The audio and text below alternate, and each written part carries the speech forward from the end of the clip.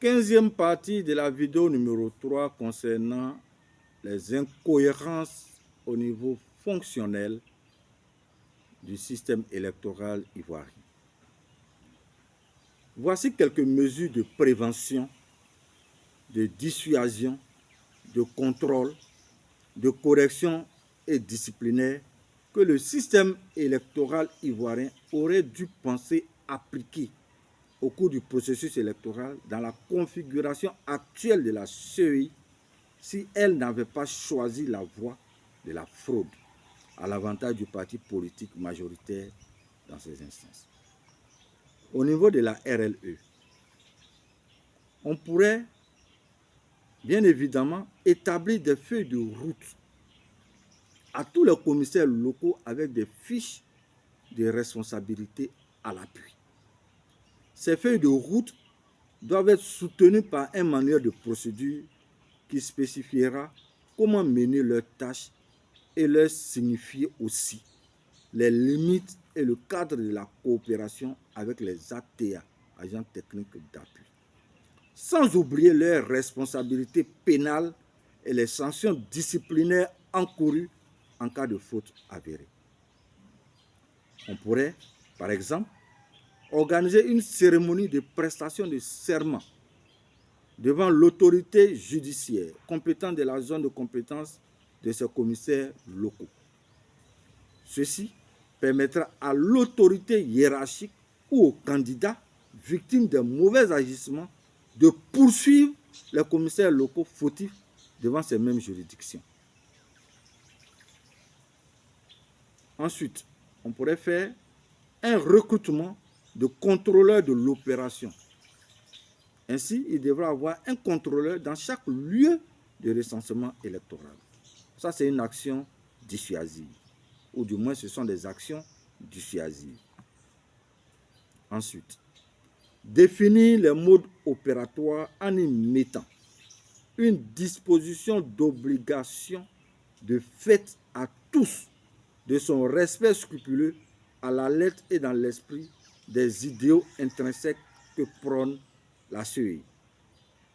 En conséquence de cause, tout auteur d'une quelconque contravention subira la rigueur de la loi.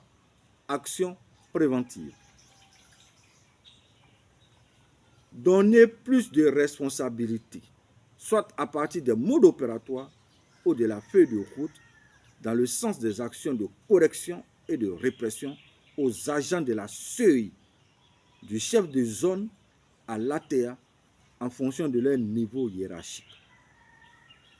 Dans le cas d'espèce, pour l'exemple de la sélection des agents enrôleurs, l'action dissuasive ayant été définie déjà dans la feuille de route, l'action préventive stipulée dans le mode opératoire, il va rester l'action correctrice et répressive.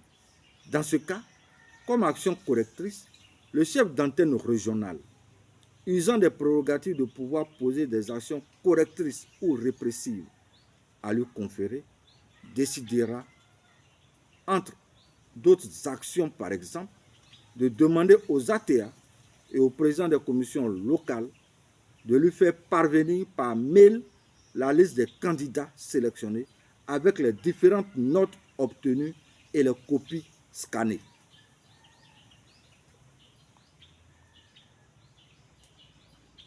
Au vu de tous ces documents, le CAR, en collaboration avec le président régional, dresse la liste définitive des agents enrôleurs.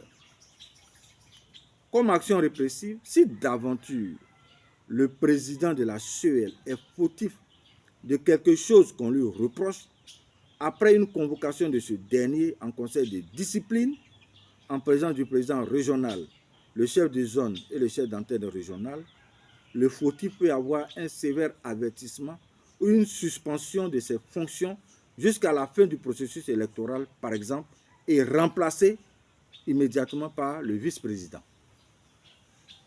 Si le vice-président se fait épingler à son tour, le bureau de la CEL sera suspendu de toute activité et toutes les prérogatives reviendront à l'ATA qui fera la suite du travail avec certains des meilleurs agents enrôleurs et ainsi de suite.